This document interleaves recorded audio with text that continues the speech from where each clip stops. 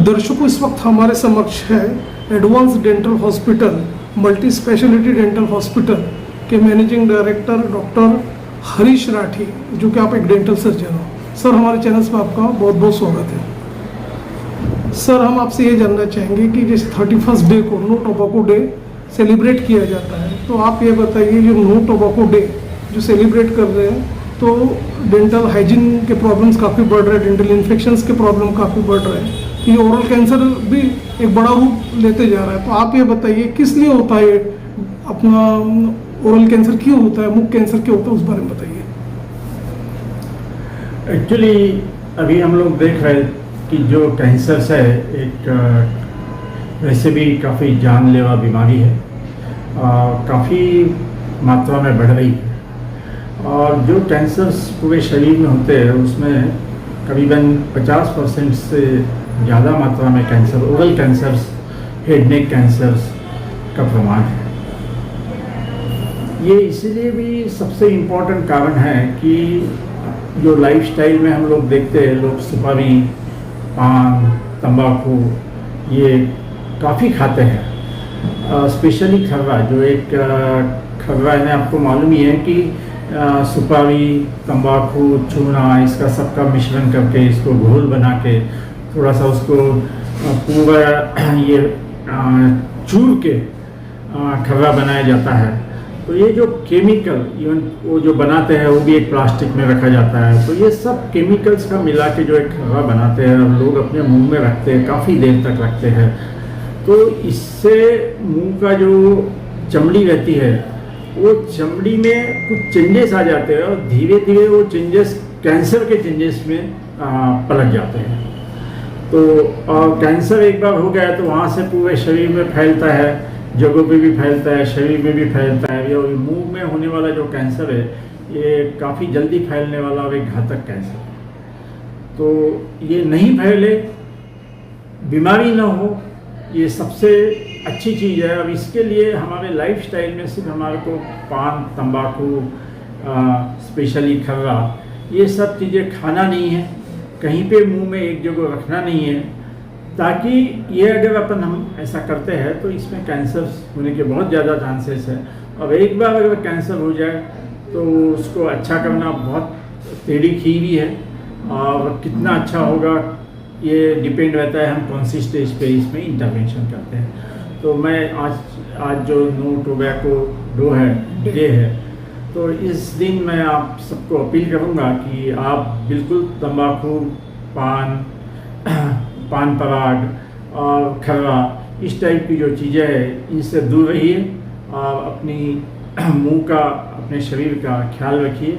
और अगर हम ये चीज़ नहीं लेते हैं, और दूसरी चीज़ जो है जो दांतों के लिए अच्छी है, मुंह के लिए अच्छी है, ये चीज़ें अगर लाइफस्टाइल में अपनाते हैं तो हमारे दांतों का भी लाइफ बढ़ता है, स्वस्थ दांत रहेंगे, स्ट्रांग दांत रहेंगे, और स्ट्रांग दांत एक स्ट्रांग शरीर के लिए बहुत जरूरी है। सर, आजकल हम ये भी देख रहे हैं जो युवा लोग हैं जिनकी सेडेंटरी लाइफस्टाइल है, जो डेली ब्रश नहीं करते, तो हम देखते हैं कि उसमें पैरे के प्रॉब्लम्स बढ़ते जा रहे हैं, डेंचर्स में मूवमेंट्स आ जाता है और डेब्रीज कैलकुलस भी बढ़ जाता है उनके दांतों में। तो ऐसे में उनको आरसीटी करना पड़ता है, आगे का फर्दर ट्रीटमेंट करना पड़ता है। तो किस तरह की आपके यहाँ पे एक टेक्निक है, किस तरह से आप आरसीटी करते हैं, या स्माइल डेंचर जो है टेक्निक जो है किस तरह से अडॉप्ट करते हैं, उस बारे में बताइए। क्योंकि दांत की अभी बहुत सारे ट्रीटमेंट प्रणालीज अभी आए हुए हैं, पिछले 40-50 साल में बहुत सारी ट्रीटमेंट प्रणाली आए हैं। यानी ट्रीटमेंट प्रणाली से ये हो गया कि जो हमारे मुंह में दांत पहले बहुत जल्दी ख़राब होते थे, उसका लाइफ बहुत बढ़ा सकते हैं। तो सबके पहले मैं चाहूँगा कि हम लोग जो रेगुलर केयर है दांतों की वो रखें। रेगुलर केयर में सबसे इम्पॉर्टेंट है हम रात को अच्छे से दांतों को ब्रश करके सोएं।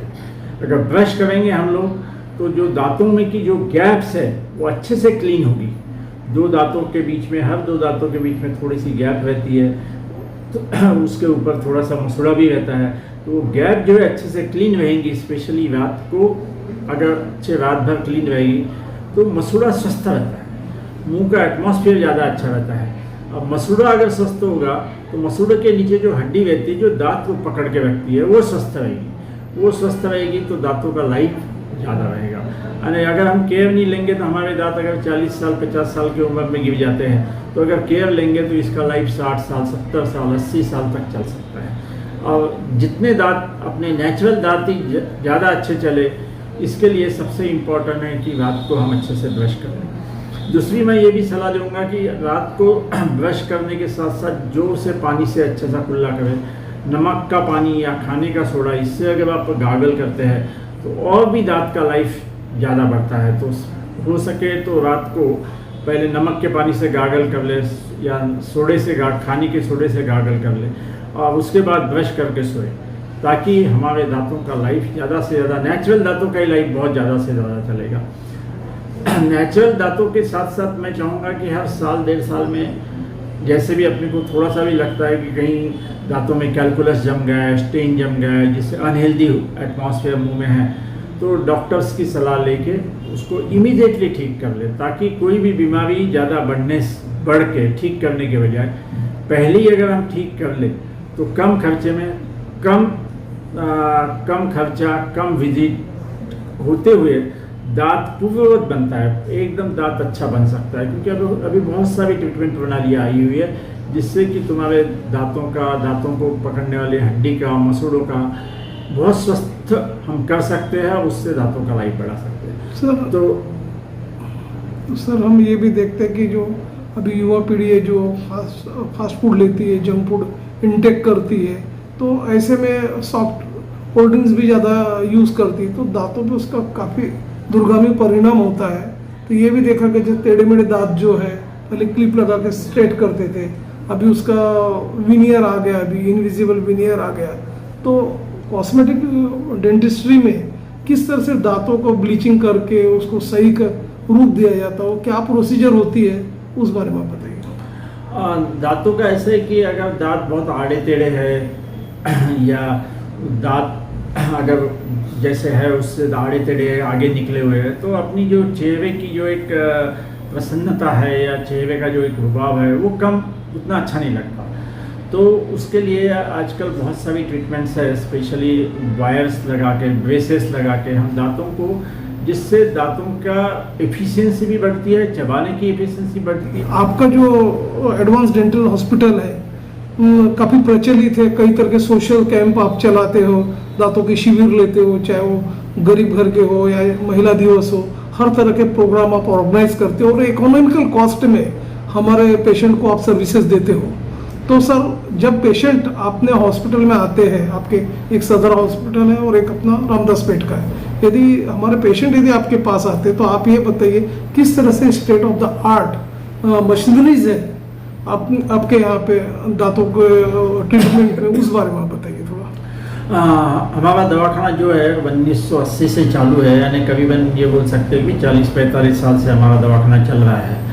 और हमारे पास 40-45 साल से टाइम टू टाइम हमने अपग्रेड करके लेटेस्ट जो मशीनरीज है लगे, जैसे एक इंडिविजुअल दांत का एक्सरे है या पैनोरामिक एक्सरे बोलते हैं, जो फुल बाद में स्कैन करने का है, स्कैनिंग होता है, जिसमें आजकल माप लेने के बजाय तुम एक इंस्ट्रूमेंट से ही पूरे दांतों का नाप ले सकते हैं, 3D स्कैनिंग बोलते हैं, वो है। तो इस टाइप का all treatments under one roof हमारे यहाँ होते हैं। करीबन 15-20 डॉक्टर हमारे साथ अटैच है, अलग अलग फैकल्टी के, अलग अलग फील्ड के डॉक्टर्स, और बाकी पैराडेंटल स्टाफ जो है 30-40 साल से हमारे पास अटैच है। तो under one roof all type of dental treatments हम करते हैं और हमारी उसमें एक्सपर्टाइज है।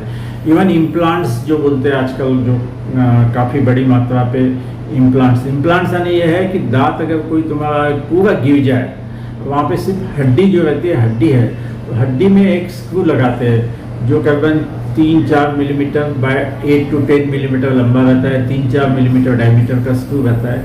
वो स्क्रू हड्डी में लगा देते हैं और वो स्क्रू करीबन 3-4 महीने में अपनी हड्डी से जुड़ जाता है। फिर उसके ऊपर का कैप लगा के, उसको जिसको हम क्राउन बोलते हैं, ये लगा के पूरा दांत एकदम इम्प्लांट सपोर्टेड टूथ, ये एक दांत भी हो सकता है या पूरे मुंह में अगर हमारे को पूरे दांत लगाना है, जैसे हमारे को 12 दांत ऊपर 12 दांत नीचे, 14 दांत ऊपर 14 दांत नीचे, जितने भी दांत लगाना है पूरे इम्प्लांट सपोर्टेड डेंचर्स हम बना सकते हैं। ये परमानेंट फिक्स होता है, एकदम very close to a natural, natural जैसा है वैसे के वैसे ही करीबन इसकी पूरी बनावट यूटिलिटी करती है, तो इसको इम्प्लांट सपोर्टेड डेंचर हम बोलते हैं। तो दर्शकों, आपने देखा है कि डॉक्टर हरीश राठी जिन्होंने बताया कि under one roof all treatments दांत से रिलेटेड अवेलेबल है और इकोनॉमिकल कॉस्ट में भी है, और सेकंड थिंग हर तरह की स्पेशलिटी भी यहाँ पे अवेलेबल है, फैकल्टीज भी अवेलेबल है।